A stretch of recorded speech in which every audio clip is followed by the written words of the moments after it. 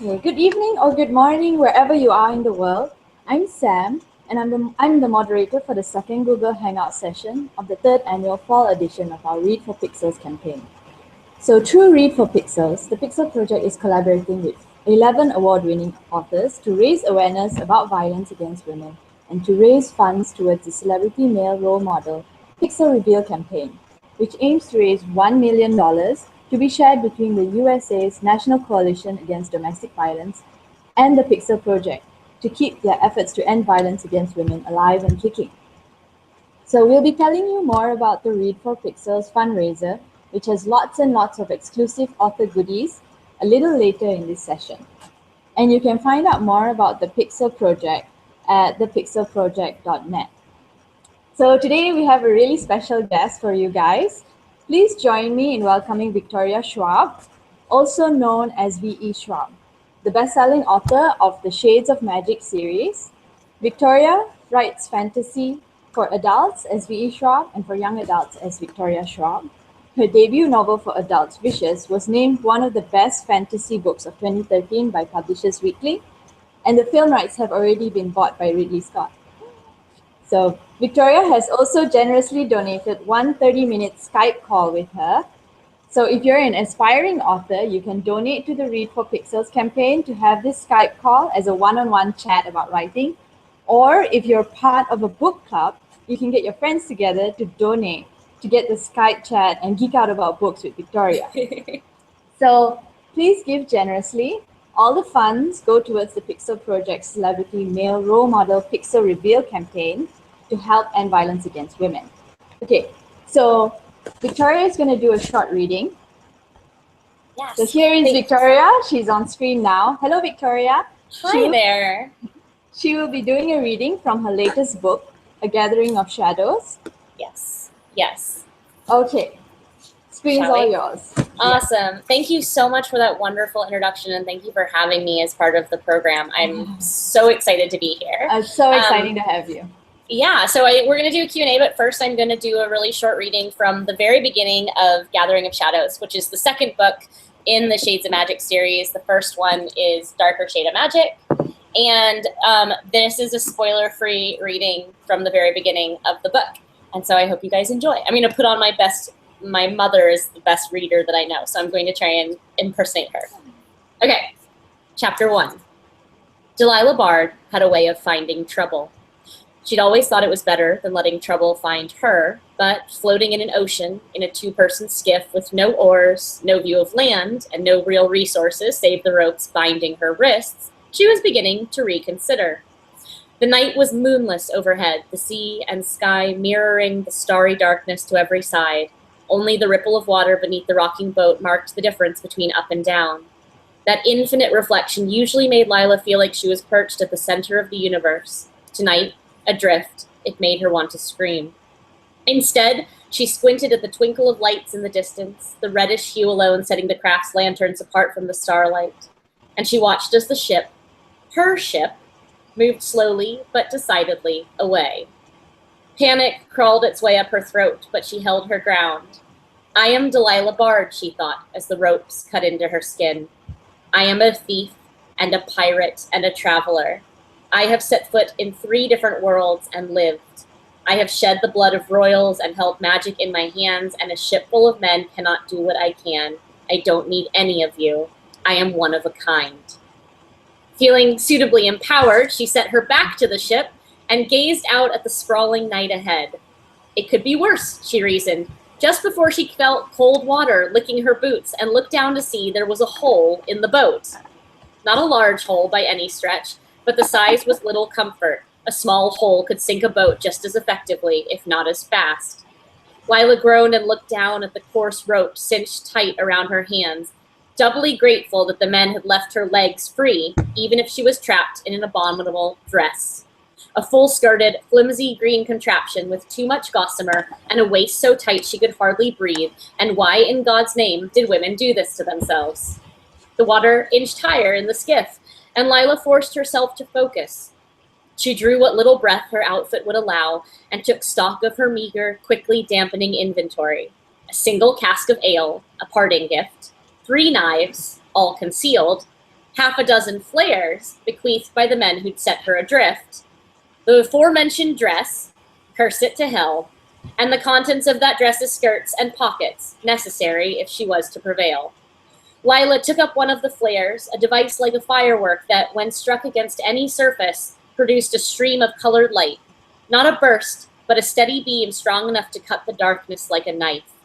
Each flare was supposed to last a quarter of an hour, and the different colors had their own code on the open water. Yellow for a sinking ship, green for illness aboard, white for unnamed distress, and red for pirates. She had one of each, and her fingers danced over their ends as she considered her options. She eyed the rising water and settled on the yellow flare, taking it up with both hands and striking it against the side of the little boat. Light burst forth, sudden and blinding. It split the world in two, the violent gold white of the flare and the dense black nothing around it. Lila spent half a minute cursing and blinking back tears at the brightness as she angled the flare up and away from her face. And then she began to count. Just as her eyes were finally adjusting, the flare faltered, flickered, and went out. She scanned the horizon for a ship, but saw none, and the water in the boat continued its slow but steady rise up the calf of her boot. She took up a second flare, this one white for distress, and struck it on the wood, shielding her eyes. She counted the minutes as they ticked by, scouring the night beyond the boat for signs of life. "Come on," she whispered. "Come on, come on, come on." The words were lost beneath the hiss of the flare as it died, plunging her back again into darkness. Lila gritted her teeth. Judging by the level of the water in the little boat, she had only a quarter of an hour, one flare's worth of time, before she was well and truly in danger of sinking. And then something snaked along the skiff's wooden side, something with teeth. So that's where I'm going to stop. Okay. Thank you, Victoria. That was course. wonderful. Okay, let's move on. I didn't want to give too much away. Oh. Yeah, don't. Leave people in suspense. Exactly. Okay, if you don't mind, we'll move on to some questions about Delilah. Yeah. Okay. Yeah. So in your Shades of Magic series, Delilah Bard, she's a female protagonist who's independent, strong, and out to fulfill her destiny. So do you have a real-life inspiration for Delilah? Honestly, Delilah is what I call an aspirational character, which essentially is she's the version of me that I wish I was. It's not that she doesn't feel fear. She's perfectly aware of feeling fear, but she's also perfectly capable of setting fear aside and doing what she wants anyway. And really, Delilah Bard is an example of who I wanted to read growing up and as an adult. And so the kind of character that I write now, which is essentially a female character that has interests and is willing to do things to achieve those interests. I think we tend on the whole toward making women very self-sacrificing in fiction. Like, they're the characters who are usually most willing to sacrifice themselves for the greater good. They're the ones who usually put their own interest aside in order to kind of play sidekick. And I'm not really interested in writing those characters. I want to write about women who have a very clear agenda in mind and who set out to accomplish it. And Delilah Bard is someone who, come hell or high water, like, as you see, like, will accomplish anything that she sets her mind to, and will certainly never let her status as a member of the female persuasion stop her from achieving whatever it is that she wants. That's true. You've mentioned before in interviews that you deliberately flip gender stereotypes, like strong men, emotional women, in your characters. So why do you consciously do this? I have nothing against highly feminine women, and I have nothing against strong men. But I think we see enough of it in our media. I think we see enough of it in books and in movies. And so I'm really interested in making sure that girls who might not want to be very feminine, or girls who might want to, like Delilah doesn't even really see herself as a girl. She just is who she is, and she doesn't really attach herself to any of those labels. And that's like kind of what I want to see in books. So I'm really interested in writing male characters who are kind of dealing with their emotions in ways that I don't think we see enough of. Because, believe it or not, men feel things. And our society tells, like, men, you don't get to feel things. And it tells women, you have to take all the feelings that men aren't allowed to feel, and you have to be responsible for them. And so instead of that, I'd rather give the feelings back to the individual characters. And sometimes that means that women in my books are going to deal with their emotions in ways that men classically do in fiction, which is to say they're going to compartmentalize and they're going to deal with it aggressively. They're going to have an adversarial nature, an adversarial relationship with their own fear, which is something that I have very personally. And I think that's something I'd love to see more of. And so I guess like the characters are just as flawed because I love writing flawed characters, but I'm not really interested in damsels, and I'm not really interested in knights in shining armor. I'm really interested in people.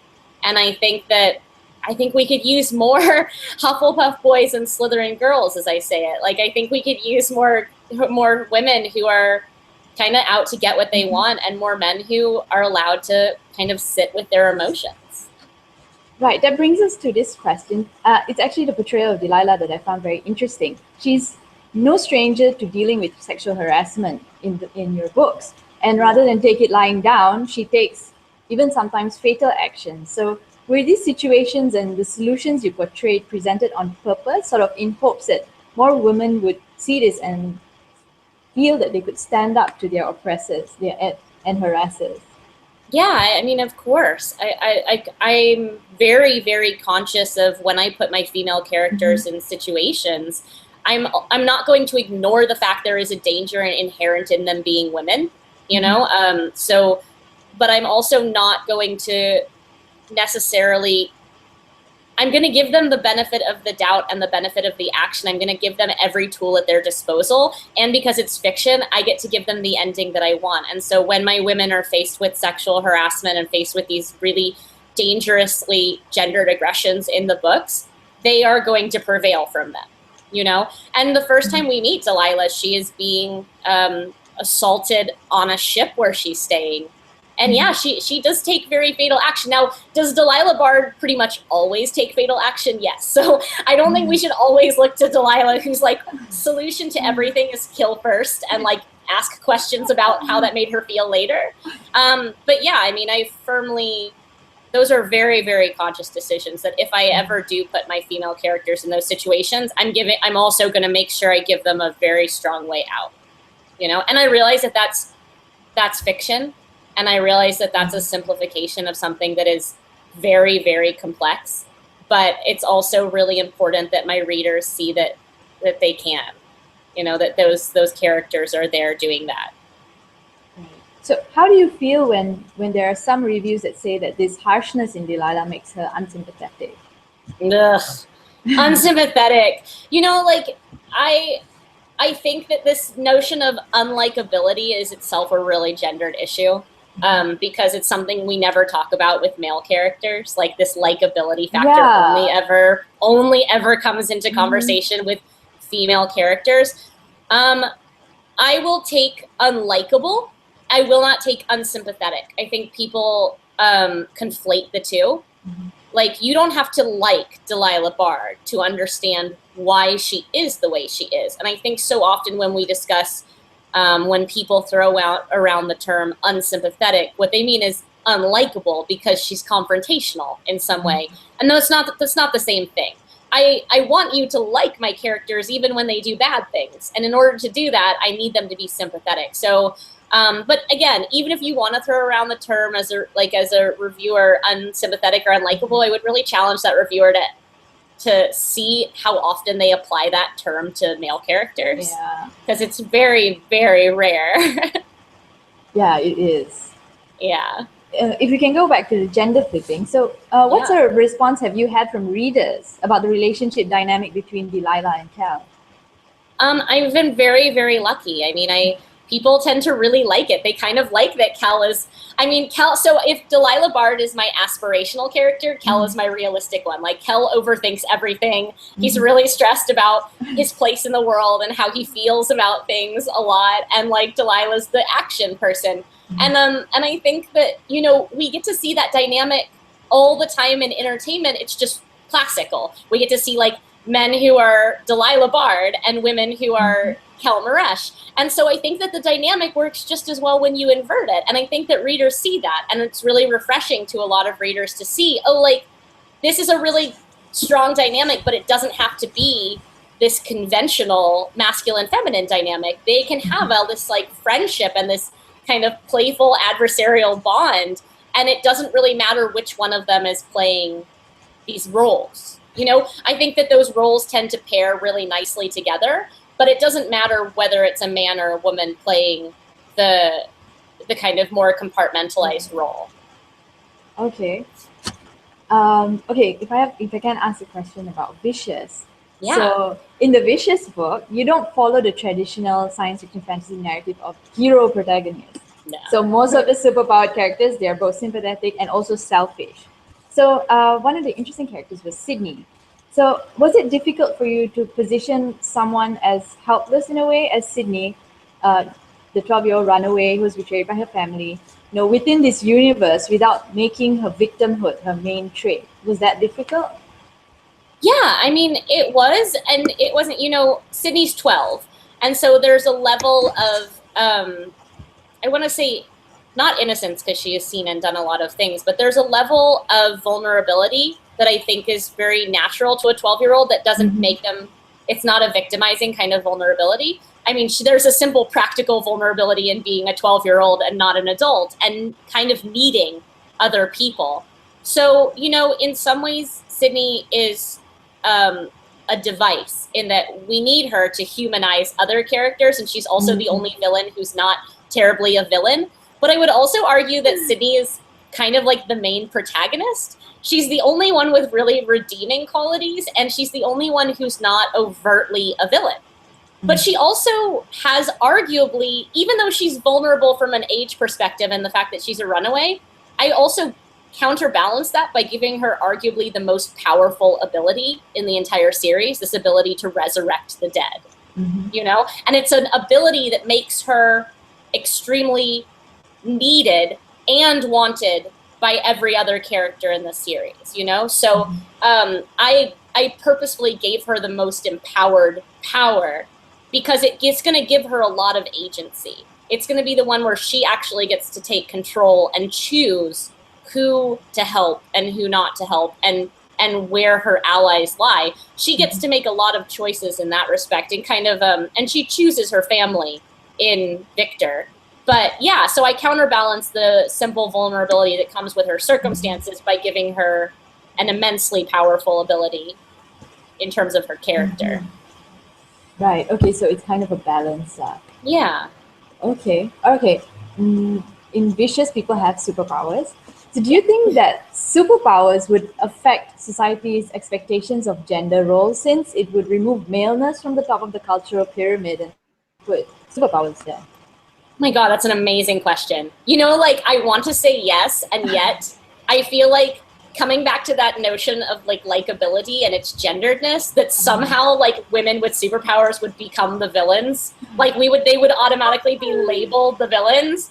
Also, God forbid they wore a full attire of clothing instead of a mini skirt and armor. But I want to believe that it would eliminate or at least skew the hierarchy. But I have a feeling that it would just become entrenched in the gendered nature of it, wherein a woman's powers would be assessed from a perspective of her gender, than whether or not she used those powers for good and evil. I feel like there is this risk that at the end of the day, I fear this notion that maleness is still the most powerful power you can have, and I want that to not be the case. And I obviously, being an author, that means when I fictionalize it, I get to have that not be the case, and I get to present both male and female characters who are both heroes and villains, if there can be said to be heroes in the series, antagonists and protagonists. But I do fear if it was that way in our real world, they would be like, oh, it's a woman with powers. She's clearly a villain, But she might be a villain that knocks off the guys on the top of the culture. Right. And yet, but then it comes down to the question of who's defining hero and villain. Yeah. If it's the men deciding who are heroes and villains, then women will always be villains or sidekicks. But if it's if we can eliminate this notion of who's deciding, this is the problem, is there's always subject object, there's always audience material. And so as long as it's men deciding what is hero and villain, then we're screwed. If we can eliminate the gendered notion of that level of perception, then that would be great. awkward. Okay, we have a bunch of viewers right now. So Yeah. our viewers can ask questions. You guys can type your questions into the right-hand sidebar. Just click the Ask a Question button and type in your questions. So, and Victoria will answer them. Yeah. So in the It's meantime, amazing, the power of the internet. yeah, it's awesome. Okay, in the meantime, we have one question from Regina. Yeah. So, geek culture has been criticized as being too male dominated, despite a rising number of prominent and well respected female authors. What do you think needs to be done to make geek culture, whether it's comics or gaming or books, more welcoming for women? It's a really, really good question. I think it's a question that we're struggling with and trying step by step to answer as a community, and we still have a very, very long way to go. And I think you're seeing the small steps, even by having zero tolerance for sexual harassment at cons. You'll see, like, even I think it seems like a very small step in the grand scheme of things, but even having major conventions acknowledge that this is a problem and then take a zero tolerance stance is at least a step. I obviously think that we need to actually effect that zero tolerance stance. I think it becomes a zero tolerance in concept, and then it doesn't get taken to that extent. You know, I get to approach the con scene with a relative amount of privilege, even though I'm a woman, I'm a white woman. And for every piece of harassment that I get, the harassment that my friends who are female writers of color get in the con scene is so shocking that that's why I say I think we have such a long way to go. I think maybe obviously, like, not tokenizing and having diversity specific panels, but rather trying to make panels generally diverse would be a really wonderful starting block. But you know, it's a really, like, even coming at it from the perspective I do, which, like I say, is highly privileged, there's a reason that I write as a gender ambiguous pseudonym in adult genre. I write as V.E. Schwab, and you know, I can give you the really easy answer there, which is that I have young readers and I don't want them necessarily stumbling on something like Vicious. But the grim reality is also that, like, I get readers of both, like, of all genders and persuasions that come up to me at these cons and they say, I'm so glad I didn't know you were a woman, or I never would have picked up your book.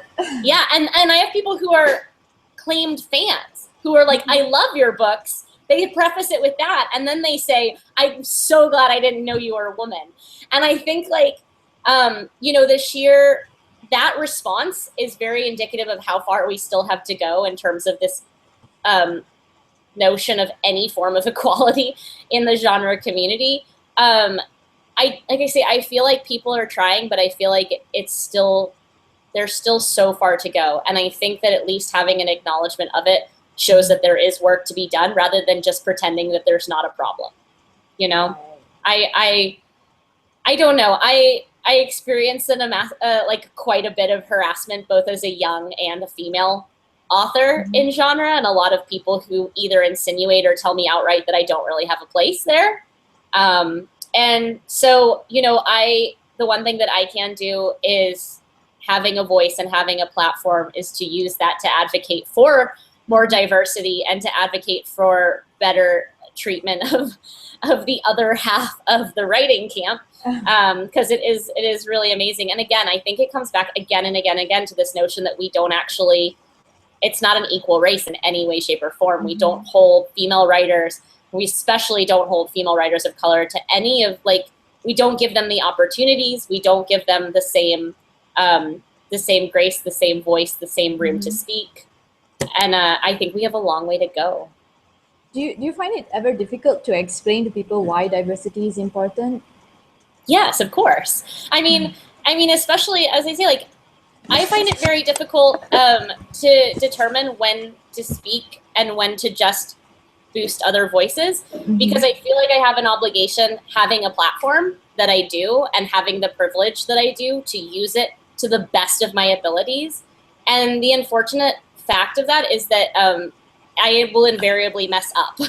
That's kind of half of having a platform and choosing to be honest and vulnerable and to try and be an ally, is that I will mess up. And so, yeah, I find it extremely difficult, especially because it's one thing if I'm on a panel or having an in-person conversation. It's another thing if I'm on social media and like trying to distill a message in any way, shape, or form to 140 characters doesn't really do anyone any justice. There are forms of diversity that I feel more familiar with. I obviously feel more familiar with like sexuality and diversity in that sense, but I find it incredibly difficult. And then there are times when I'm not the voice that should be speaking up on it, you know, and people come to me with questions and I should be handing those questions to the actual voices in the room, you know? And so it's a matter of trying to figure out when I should be just signal boosting and when I should engage. Right. So as an author, do you think that by portraying fictional worlds where gender equality is a norm, that you'll be able to influence the way things are in the real world? Or is equality just a fantasy that, you know, might not ever possibly happen? I hope not. You know, I kind of, sometimes I think that fiction is a stopgap. Like it's until we actually see that reflected in the real world, I want readers to have a place where they can see themselves in fiction. I feel like that is the least thing that an author can do, is ensure that even if that equality doesn't exist yet, you know, that there is a place where they can see that, where they can have that. And obviously it's every author's hope that fiction precedes fact and that, you know, we're seeing these changes in action.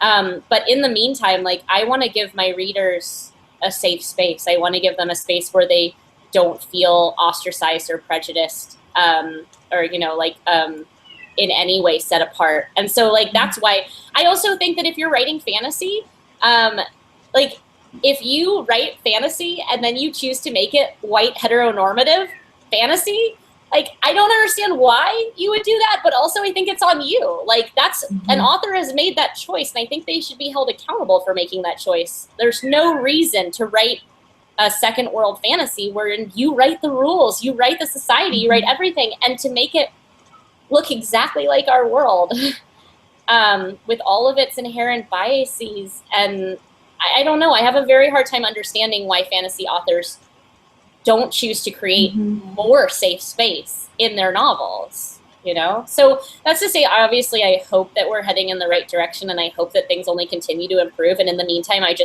feel like fiction should be a place where everyone has a chance to see themselves. Right. This whole interview is for the Pics of Project. So you've been really supportive of us for our Read for Pixels campaign and our anti-violence against women work as a whole. So would you mind like letting everyone know like why do you support the cause to end violence against women? I mean, I because it seemed like this is one of those things where you're like, because it seems like a no-brainer, right?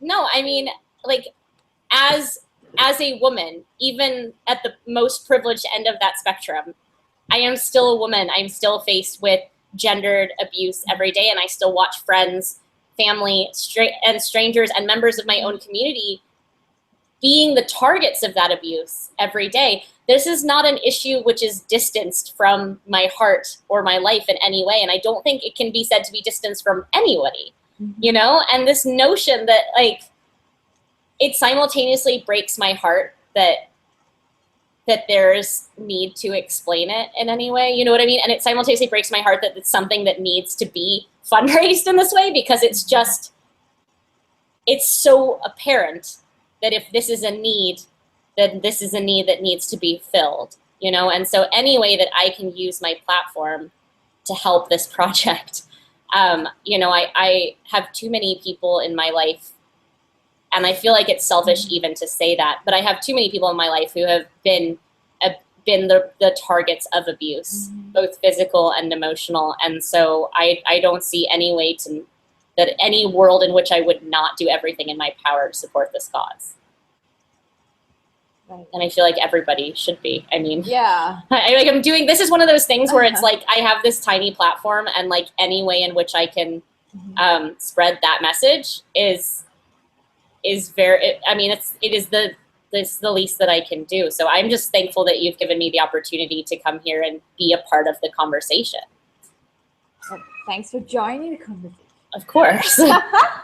Okay, you mentioned before that you try to use this platform that you have to the best of your ability, but do you think that one, as an author, it's your responsibility to portray examples of healthy, respectful relationships in your novels between men and women and between women? And also, do you think that this responsibility is in some way unfairly put on women authors in comparison to male authors when it comes to relationships, healthy relationships between men and women and women and women? Yeah, I mean, there's a school of thought that like you're true to the story. At the end of the day, you're true to the story. And sometimes you'll have characters who are not the best people, and you'll have characters who do not treat others in the best way. But on the whole, yeah, I think that it's a thing that regardless of what kind of fiction I'm writing and regardless of what kind of fantasy, I have no interest in romanticizing unhealthy relationships in any way. When there are unhealthy relationships in my book, it's very clear that they're unhealthy relationships. And that's said, I've had characters engage in unhealthy relationships, especially in their past, because I think that is an unfortunate reality for many people as well, is that, hindsight is a beautiful thing, but to shame people for having been trapped in abusive relationships does absolutely nothing. And so I'm very aware of it, but what I don't stand for in my books is the romanticization of abusive relationships. I will never take an abusive relationship and then normalize it and glorify it with the notion that it is in any way a healthy relationship, And I do feel like, I'm not sure if it's that the burden is placed unfairly on women, but it is inadvertently in that women are female authors are the ones having the conversation. Right. I feel like it's the burden is placed on them in that I don't feel like enough times that question is even given to male authors. It's like in acting, how they ask men about getting mentally ready for their role, and then women, it's like, how did you lose all the weight for this picture? The men never get asked what diet did you do for this? I feel like there are certain questions which we're not asking male authors, and in the not asking of them, we're not asking them to ask themselves these questions. And so I do feel like we, as a community, need to be better about holding men accountable, like male authors, and holding them to that same standard. It's something that they need to be aware of, and they can't be aware of it, or they can't be as aware of it as female authors are when female authors are asked again and again and again and held to that accountability and helped to be cognizant of it constantly. And I don't feel like male authors are held to that level where they should be held accountable, or not held accountable. That's not the right word. They should be told to be thinking about this all the time. And instead they're the one question I see male authors get is this, how do you write female characters? They're never challenged about writing healthy relationships. They're never challenged about those portrayals all the time of those women. They're just told, how did you get into the head of a female character? Women are never asked how you get into the head of the male character, because that's the assumed default. So yeah, I think we need to be asking more male authors the questions. Yes, I agree. Yeah. So right now we'll take an audience question. Okay. This is from the Crafty Buns. Can you tell us, it's about your writing process. Can you tell us a little bit about your writing process? Do ideas just come to you, or are you influenced by something else? And how long do you let ideas simmer before you start writing them down? Oh my God, it would be beautiful if ideas just came to me. And then I just was this conduit that my ideas came through. No, I have what's called a back burner. So if you envision a stove and you're cooking up front on it, the things on the back burner are things that are marinating and steeping and stewing. So I have stories 2 to 3 at all times, which are sitting on the back burner, and every now and then I'm throwing ingredients in as I think about them, but I'm letting them get richer. And I probably will leave a story on the back burner for 6 months to a year before I even decide I'm going to sit down and write it.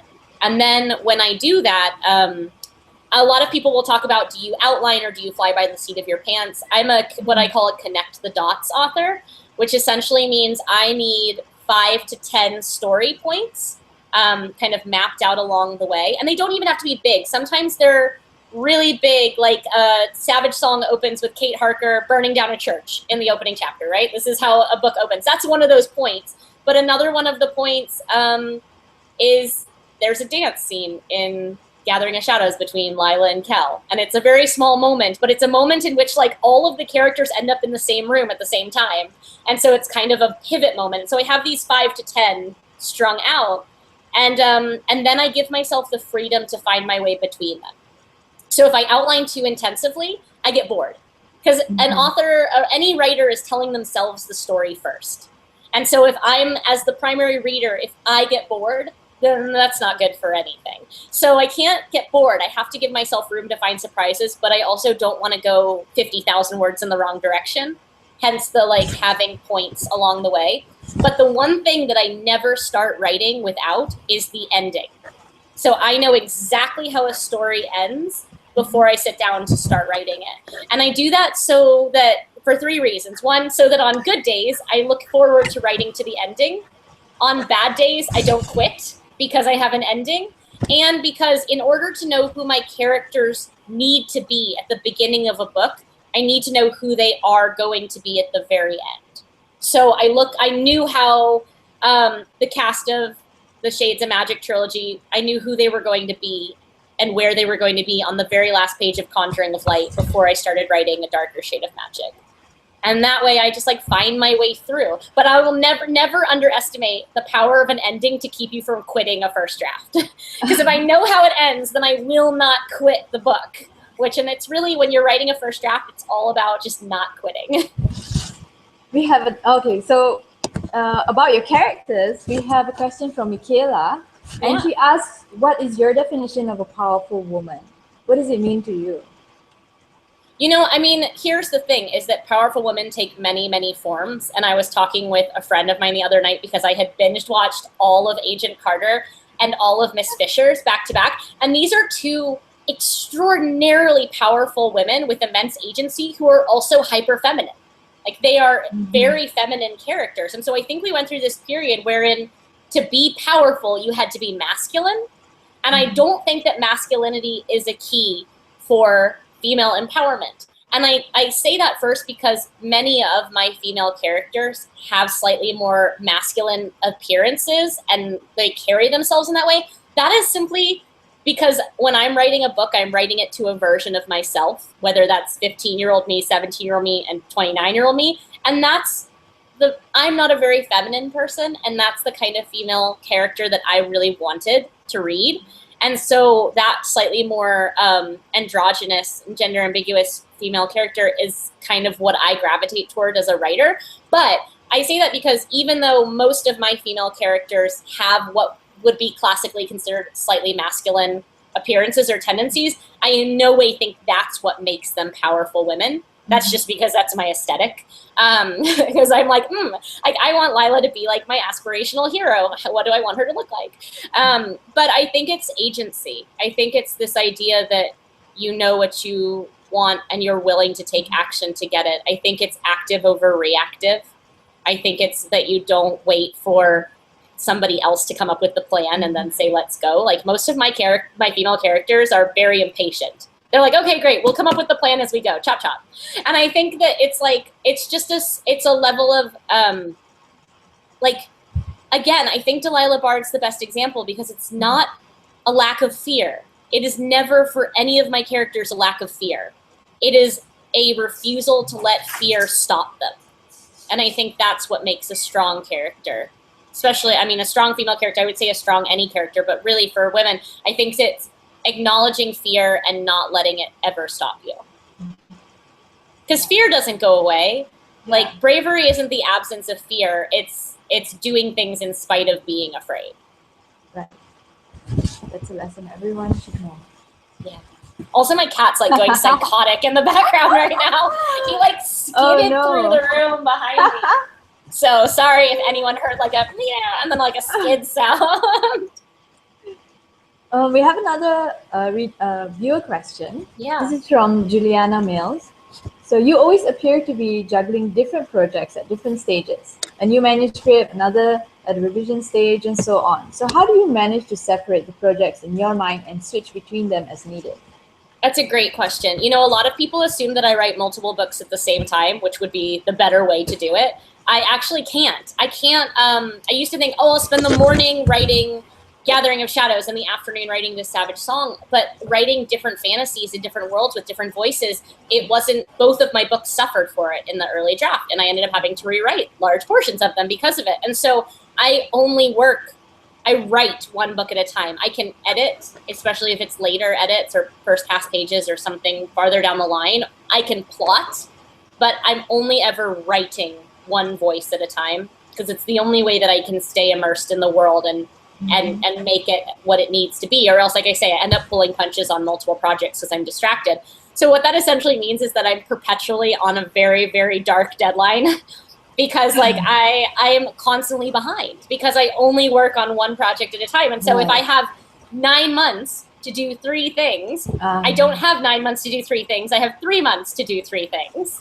So it's not a thing I would recommend. If you can juggle, congratulations. But most of the time, I can really only focus on one thing. But I have those back burners going in my mind. Mm-hmm. And so while I'm writing Conjuring of Light, I'm tossing an ingredient every now and then into the pot for Dark Duet and into the pot for other projects that I'm working on. And so I think we underestimate the power of the human brain to kind of like be mulling certain things while we're not actively putting pen to paper on them. And the other solution is I also keep my creative well full all the time. I constantly read books and watch movies and go to movies and binge watch TV with friends. And like, I'm constantly feeding the story monster inside of my heart, because if I didn't do that, I wouldn't have the energy to work constantly. So don't ever neglect the creative well. When it goes dry, things are very, very bad.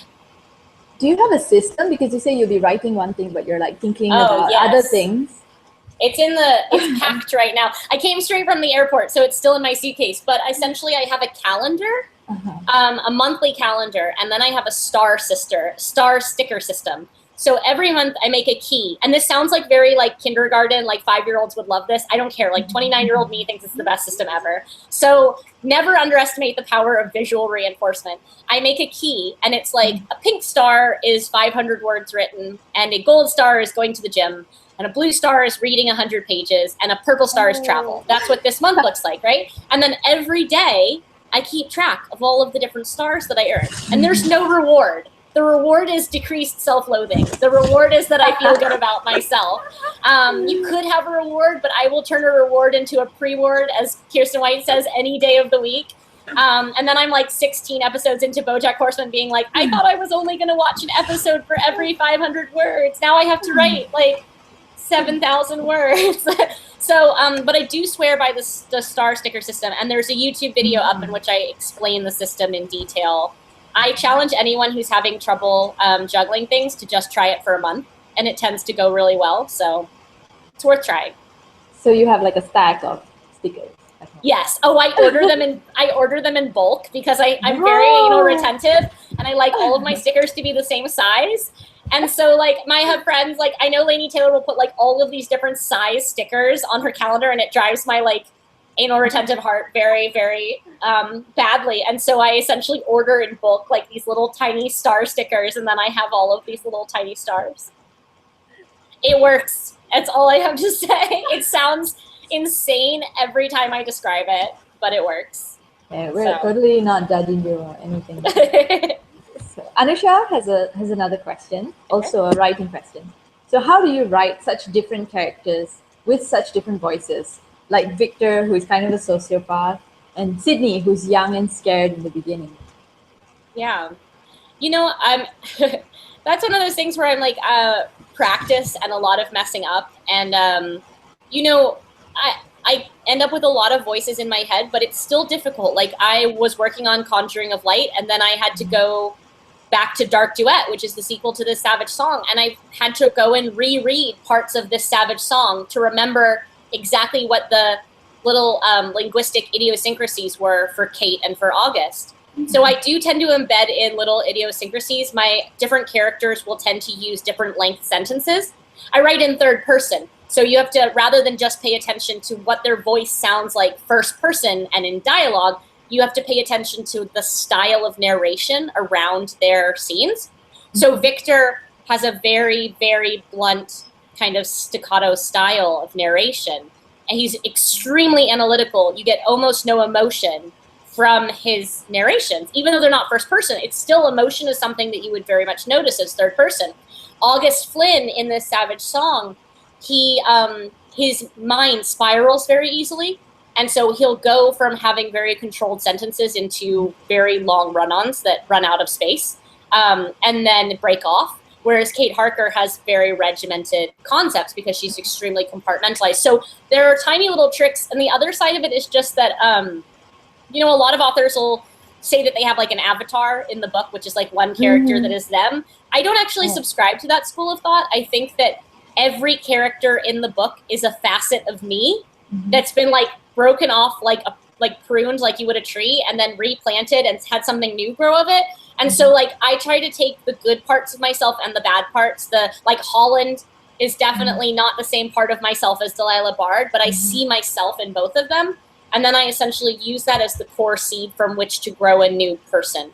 And so there's a seed inside them that I already understand, whether it's a fear or an anger or a self-awareness or a longing. I know that, and then that tiny little seed of familiarity is what I use to then shape them into characters. Right. Do you do like character folders where, you know, let's say you have this folder for this character and it's all the references there and like maybe even what you think they look like? Yeah, you know what I do is I do Pinterest boards, and most of them are very secret Pinterest boards, but I collect visuals. And a lot of times visuals for me is not a person. Like I don't pick an actor. What it is it's more of a mood board. I pick things which make me feel the way that character feels. I pick songs, especially. Characters will have like what I call their theme song, which is really misleading because it's not ever cheerful. It's usually like a song that when I play it, it drops me into their headspace. So I tend to make individual playlists for each character, and it's less for the public and more for just while I'm writing them. Because if people are always like, can you make those character playlists public? The thing is, I'm not actually sure they would make sense, because a lot of times a song that you might as a reader not associate was very important for me in the underlying fabric of a character. And so I think I have public playlists, but then I also have things that are just informing the process. So a lot of times, very rarely do I actually like pick an actor or actress or a visual person and then use that. They're amalgams of all of these different facets and features and wants and feelings, you know, almost like synesthesic feelings. Okay, we have a question from Caitlin from the YouTube section, YouTube comment section. So she asked, she is asking, which characters out of all of your published characters, male or female, would you say most reflects you as you are right now? As I am right now, oh my goodness, probably Rai. Prince Rai Maresh from the Shades of Magic series is, it's like so bad that I like can't decide between Rai and Holland, and those characters are very, very different. So I feel like on certain days I feel like Holland. Like just trying to do my best, and it's like not my fault I'm a villain. Like that's like Holland. It's like Holland like is like, we say that like many times villains are the heroes of their own story. Like Holland is the protagonist of his own narrative arc in the Shades of Magic series. But probably Rai, I think. He's the character I most identify with. He's also, because of that, one of the hardest to write. He is a social mimic in very different ways from a character like Victor. He is an actor who puts on what he thinks people around him need to see in order to feel comfortable rather than just being himself. And I think I relate to that extremely. You know, sexuality aside, I just think that he's a character that I connect with very much. I care about him a lot. And I put him through a lot of hell, which makes me wonder if I'm like vaguely masochistic in like him being my character that I care about so much. But yeah. Okay, guys, for the viewers out there, if you want to ask questions, type your questions into the right-hand sidebar, not the YouTube comment section, and just click the Ask a Question button and type in your question. Okay, so we'll go on to another question by Michaela. So she's asking what your advice is to young aspiring authors. Okay, that's a great question. Honestly, I always simplify it down to be very brave, but the reason that I say that is rejection is probably the most common denominator of this industry. It will follow you everywhere. It will be everywhere. And if you aren't brave enough to face it, then you're just not ready yet, you know? And it's okay to not be brave enough to not be ready to move through those various doors and multiple doors hitting you because rejection is awful. But like in this industry, you have to want it more than you're afraid of it. And like making sure that your desire for something outweighs your fear is not an easy thing. And so, you know, I can give you craft advice until the cows come home, but like if you want to be an author, if this is something that you really seriously want to pursue, learning to do a thing even though you're afraid of it, learning to let other people read your work, learning to hear critique, learning to take feedback from rejection, and not letting it stop you. I hear so often from aspiring writers who are like, I wanted to do this, but then I got 5 rejections, so now I'm not doing it. And it's like, I have friends who can show you like 250 rejection slips, and they're like massive international bestsellers. And they're like, oh yes, I paper my wall with these. Like, they're just like, it's a point of pride. And so like, know that like in going through that door, like you will have a tribe around you always. And that you're never alone in those experiences. You just have to want it enough to stick with it and enough to weather those storms, you know? Most of the time, aside from like an immense amount of luck and a lot of practice, what separates aspiring authors from established ones is that we just did not give up. Like, it's the sheer stubbornness of refusing to quit. And like in refusing to quit, there is also the willingness to get better.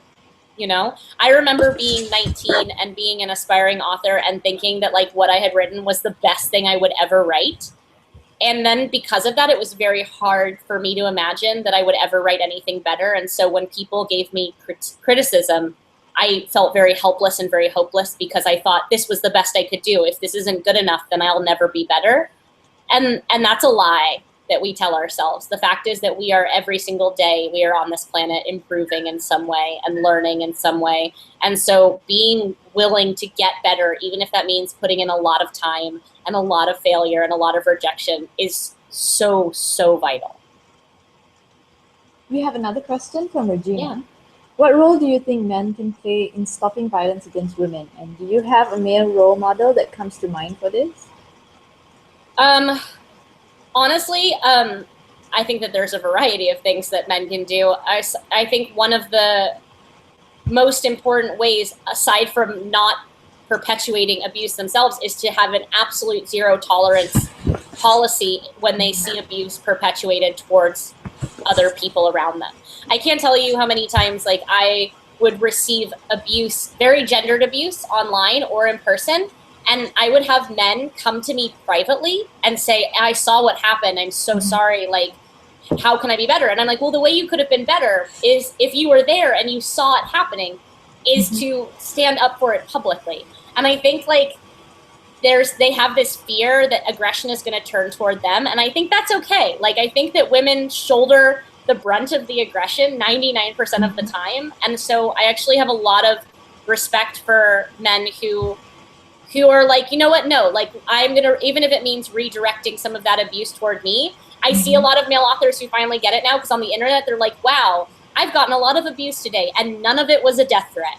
And they'll have a female author, a friend, who says a fraction of the things they were saying on the exact same topic that gets rape and death threats all day, you know? So I think part of it's being aware, but like one of the most important first steps is having that absolute zero tolerance for whether it's a joke that's being said, whether men are using sexual violence and sexual abuse in casual conversation and in joking ways. Like, I have no tolerance for any of it.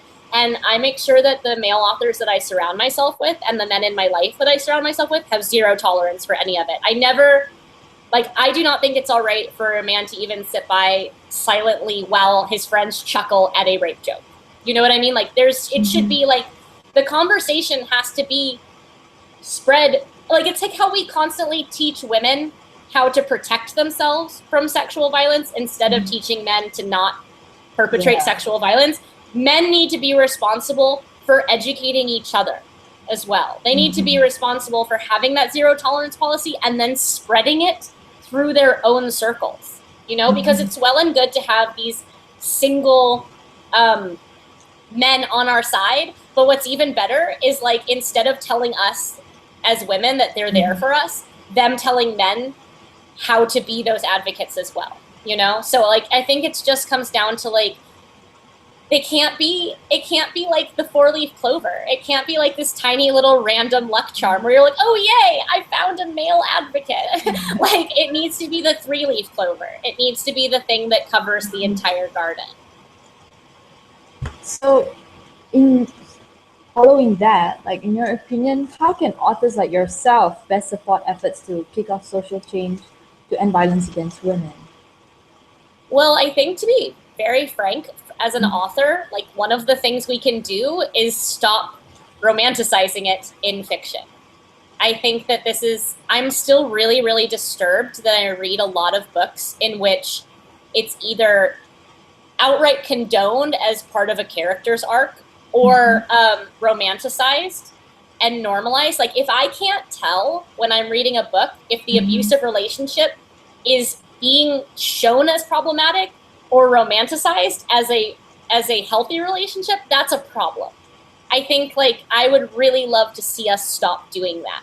And I'm not saying that we need to, like, stop having really awesome romance in our books, but I'm saying that, like, I really would love to see a lot more awareness on the part of authors for not romanticizing those kinds of relationships at all, and for really not being even vague in the lack of romanticizing those relationships. I think that's one of the clearest ways as an author is to not normalize it in fiction, and then obviously to use the platforms that we have in the ways that we can in real life to make sure that this is a thing that gets as much traction as a daily YouTube video. Like, it still really disturbs me that, like, the things that the internet pays attention to are so rarely the things that it should pay attention to. So yeah, I think that really between being very responsible and self-aware and always trying to self-better in our work, and knowing that, like, we can grow as authors too. Like, we can grow in our works. My works have grown over the course of my career, and hopefully they will continue to grow, and it's all right to grow. It's all right to be better than you were. That's kind of the whole idea of living. But I think that, like, I think we need to stop romanticizing it in fiction in a very serious way. Okay, we're gonna go to our last question. So if anybody wants to ask any more questions, just type it into the right hand bar at the, ask a question section. So you mentioned before that diversity is important, but there's also been increased pushback within certain parts of the SFF community, like with the sad puppies, etc., which claims that diversity pandering has resulted in lackluster books that aren't true to the spirit of SFF. So in your opinion, what is the spirit of SFF? Honestly, like, I'm so torn between, like, not even giving that community the attention by referring to them or conversing about them. I really do think that science fiction and fantasy should be an environment in which we can utilize the fact that we're not writing contemporary realism to create those safe spaces I was talking about earlier, to actually, like, one of the coolest things about writing science fiction and fantasy is that you get to diverge from our present situation in some way, And I feel like that they not only don't want to allow science fiction and fantasy to be a place where that gets to happen, but that they're trying to shut it down and kind of bleach it and heteronormalize it. And so, like, I don't understand the logic, or I do. You know what I think is I do. It comes from fear. It comes from, like, a lot of men being very afraid of not being the one and only center of attention. And I think that's super unfortunate. And to that I say, like, they are dying out, like, it is a generation, and I'm kind of eager for the generation to move on, And I think readership will out, I think what we're seeing is wonderful, is that we're seeing popularity where it should be, popularity based not just on privilege, unfortunately, but on quality. And, like, it makes me so happy that those books are getting published, and I will go to the ends of the earth to promote them, and I will celebrate every single award that they win, and I will cheer every single time certain puppies get very, very sad that they're not the center of the internet right now. Are there any books that you want to like suggest to people for? Yeah, oh my God. Well, I mean, I feel like everyone should have already read N.K. Jemisin, but if for some reason you haven't read N.K. Jemisin, The Obelisk Gate just came out, which is the second book in the 5th season series. And she's written many series prior to that, but it's kind of my current obsession. So it's absolutely wonderful. Also, I'm with Tor, but Tor.com is doing some really, really extraordinary novellas and shorter works of fiction, and Bindi is one of them that is just fabulous right now. But yeah, I kind of am just very, very happy with like everything that is coming out of Tor.com, because it's wonderful, and it's diverse in the best way, which is that there's everything. And I'm like, look, there's like a white male if you want a white male. And then there is all of the selection that is not a white male. And it makes me very, very happy. But yeah, honestly, like the thing that I'm currently obsessed with is the 5th season series. And anyone who's not read it, it's some of the best fantasy that I have read in the last several years. That's my current like pillar book, where I'm just like, beat this one. No one has beat it yet. Thank you for suggestions. We have another viewer question from Kara Bosseri. You've written families that I really love, even if they break my heart sometimes, that have a realistic quality I haven't seen in many other books. So I was just wondering how you approach writing families. You know, this kind of ties into another issue for me, which is that as much as I love romance, I think that every other relationship tends to get devalued in fiction in favor of romance. And the fact is, like, I'm not a very romantic person. I look around at my life, and the most important relationships in my life are friends and family. The things that form my life are everything from friends to ex-friends and adversaries and healthy family relationships and unhealthy family relationships. And I find those dynamics personally so much more interesting than just romance. Like, romance in my books tends to be an after effect. Like, it tends to be the thing that happens at the end of the day when they have survived everything else that I've put them through. It's like a side effect. But I focus on family relationships because I'm fascinated by family relationships. I care about them. And I love the level of both function and dysfunction that can happen in friendships and families. And so I feel like there's enough other authors out there who are spending the time on romance, and my books often have a romantic element to them, but I'd rather make that center stage dynamic something that I find it way more interesting. So that wraps up our Hangouts, actually. That's the last question. Yay! So that brings us to the end of our Hangout with Victoria Schwab. Thank you so much, Victoria, for joining us today and showing your support for ending violence against women. Would you like to say bye to your fans and make any book announcements? Yeah, I basically just want to thank anyone for coming out and reading us. And also there will be a YouTube video up and you can share it later. And yeah, I just actually finished work on A Conjuring of Light, which is the 3rd book in the Shades of Magic series. And it will be out February 21st. Right. Thank you again, Victoria, for being with us today. So back to me. Okay, so as mentioned earlier, Victoria has donated one 30-minute Skype chat to be given away as a reward for a very generous donor to the Read for Pixels campaign. So if you're an aspiring author, you can donate to have the Skype call as a one-to-one chat about writing. Or if you're part of a book club, you can get your friends together to donate to get the Skype call to geek out about books with Victoria. So, one second.